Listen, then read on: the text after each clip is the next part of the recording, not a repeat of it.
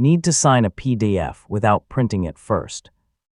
In this tutorial, I'll show you how to add your signature to PDF documents using Adobe Acrobat Reader, save it for future use, and share your signed file in just a few minutes.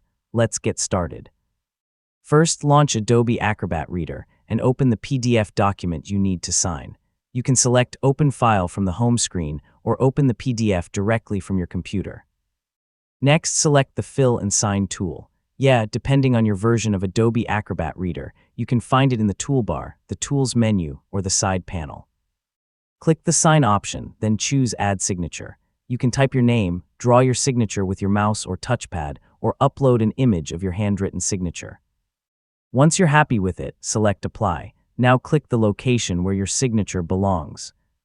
Your signature will appear on the page, and you can drag it to reposition it or resize it so it fits the signature field perfectly. After confirming the signature looks correct, click Save to keep your changes. So if you want to preserve the original file, choose Save As and create a new copy with your signature included. Your signed PDF is now ready to send. You can attach it to an email, upload it to a website, or print a copy if a physical signature is required.